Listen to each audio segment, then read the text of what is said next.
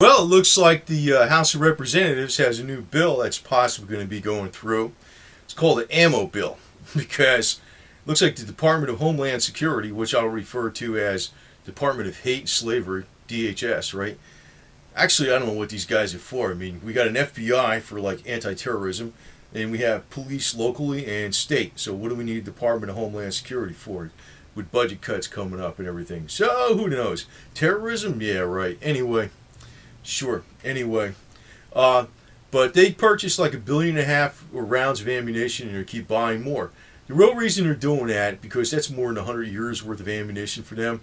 You know, basically, by the time they used up that ammunition, they probably wouldn't even have bullets anymore as their primary weapon. It'd probably be lasers or something. The technology would probably change that much. But Department of Homeland Security has actually. What they're trying to do is probably dry up the ammunition supply in the civilian sector. Because actually Obama, just recently, last week or so, whatever it was, he's made it like where they can't import any kind of like ammunition from foreign countries and different types of things for weapons and stuff. I think it was like 30 round magazines and ammo packs and, like Wolf ammunition, I think was basically from Russia or something. Which was, some people complained about the quality of it, but it really wasn't bad. It worked. It wasn't like super accurate, but it was cheap. Was cheap, good for target shooting and stuff. So he actually made that so you can't import that, and at the same time you got the Department of Homeland Security buying up like all the ammunition in the United States, which is to the detriment of actually even the regular police, which is like because we got the Gestapo now, the Department of Hate and Slavery, right? But anyway, so it looks like basically it's more Republican this time, so they're doing something good too, there's Democrats that are really cool, like Trafficant. You remember him? He was cool. He got in trouble, but he was a cool Democrat. But there's Republicans pretty much are the ones pushing this ammo bill, which is actually to make people like the Department of Homeland Security, Hate and Slavery, more accountable to what they're doing. And they are hate and slavery because you know what communists are? Hate and slavery. That's what communism is about. Hate and slavery. And they accuse everybody else of hate. No, communists are hate. They're hate. They really are. They really are. And, as far as like the Second Amendment, it's quite obvious what the founding fathers meant. They meant all individuals are allowed to have weapons. But it's just like, they say, well, they didn't think about the kind of weapons they got today. But you know what?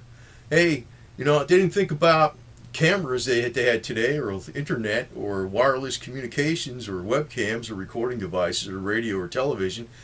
Hey, that's why we have First Amendment. The First Amendment applies to all the new technology, just like the Second Amendment applies to all the new technology, too.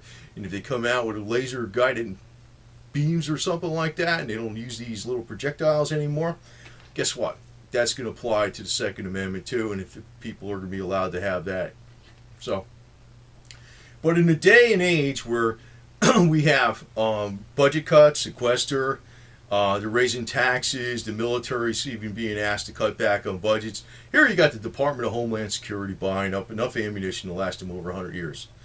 Screw them. That's what's going on. That's Gestapo shit, and that's actually policy by the Obama administration through them to dry up all the ammunition for civilians. But it's still available. What may actually occur is like, a lot of people talk about silver being an emergency de facto type currency if everything falls apart financially in the world, if that happened.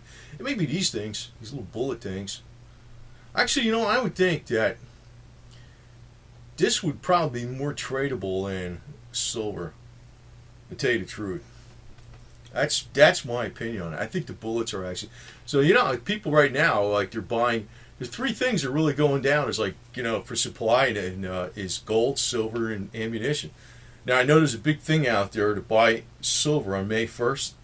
I wouldn't necessarily do that, I think. I'm not going to do that. I'm probably just going to buy some components for ammunition and reload them. And, because I like reloading anyway. And, it takes time, but, it doesn't, I don't mind it. If you hate reloading, you don't do it, But I don't mind doing it. But that's probably what I might do. But I'm not going to actually invest in more silver, I don't think, unless it drops even further. And I have a sneaking suspicion about something. May 1st, wondering what's going on here, because every time these guys said to buy, break J.P. Morgan, you know what happened? It crashed right after that. So if it's possible that the damn thing goes down to 1950 or $20, maybe it's going to go down at that price after May 1st. Maybe you'll see it creep up a little more to about 25 something. You know, get close to 26. Everybody buys on May 1st and then it crashes down. I don't know. I'm guessing on this because I never trust the crowd that's pushing silver too much. Although I totally agree with the basic concept. Totally agree with the basic concept. I also want to say something about the thing with silver and cost. You might be surprised. You know, I was looking at something on a news unit. It was showing, like, somebody posted about the cost of silver and what it costs per ounce and stuff. You know, you really can't trust a lot of these numbers out there. But, you know, one thing, just using 101 common sense, the silver mining stocks and all the mining stocks are depressed as all hell as they've been in decades. And if the reason being is because of the profitability is way down. You know, there's a lot of ways you can cost something out. There's a lot of ways you can lie, basically, in accounting. But I don't think the finished product right now, it's probably, by the time it goes through the dealer and everything and finally gets delivered to the bullion dealer, and I'd imagine it's got to be close to $30 an ounce final cost. Pretty close to that. Pretty close. Because they're not making money. They're not making money.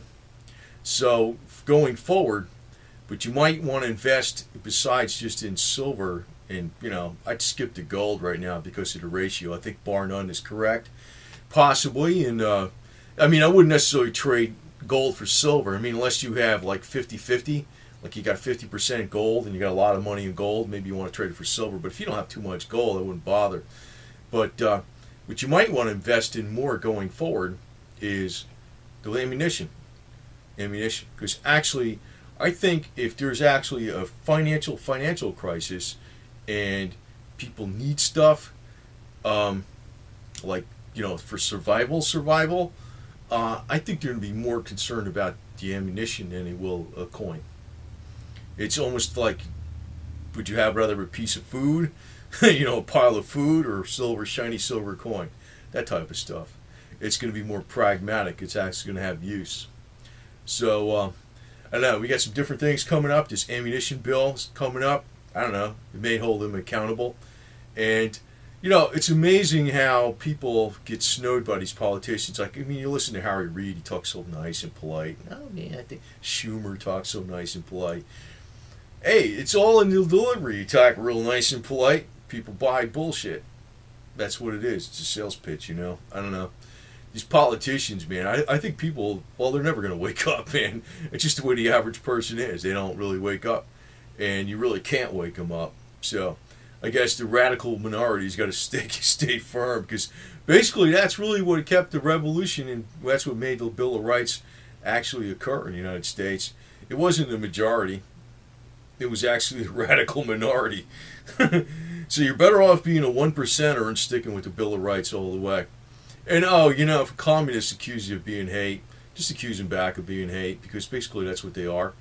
They're the devil. The devil always accuses you of being hate. Actually, I don't even know if the devil's as bad as the communists. Probably communists are worse, right?